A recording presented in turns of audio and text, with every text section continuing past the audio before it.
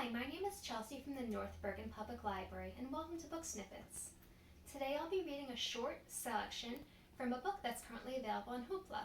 You can access Hoopla by going to the library's website at www.nbpl.org. Today I'll be reading a short selection from Trigger Warning by Neil Gaiman.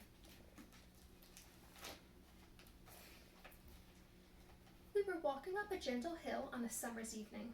It was gone 8:30, but it still felt like mid-afternoon. The sky was blue. The sun was low on the horizon, and it splashed the clouds with gold and salmon and purple gray. "So, how did it end?" I asked my guide. "It never ends," he said. "But you said it's gone," I said. "The maze." I had found the lunar labyrinth mentioned online, a small footnote on a website that told you what was interesting and noteworthy wherever you were in the world.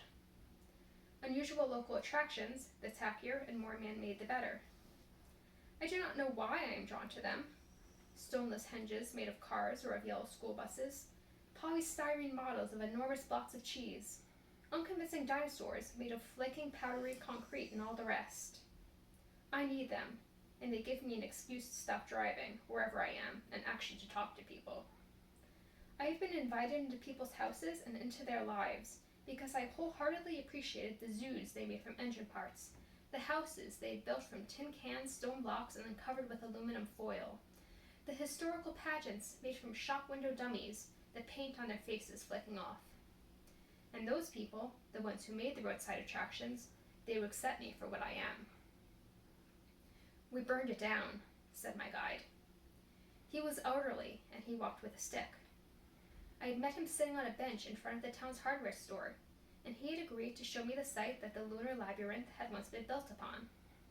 Our progress across the meadow was not fast.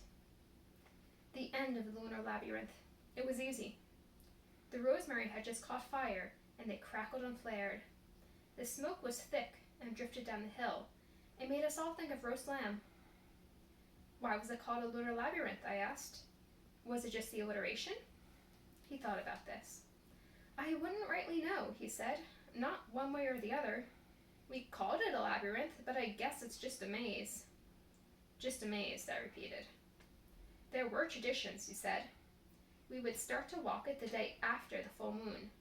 Begin at the entrance. Make your way to the center, then turn around and trace your way back. Like I say, we'd only start walking the day the moon began to wane. It would still be bright enough to walk.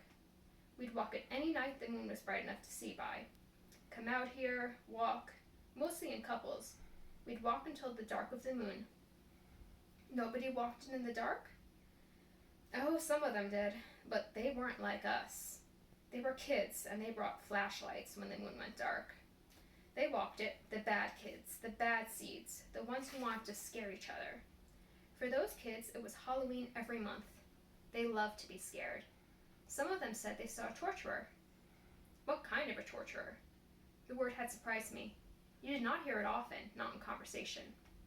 "Just someone who tortured people, I guess. I never saw him."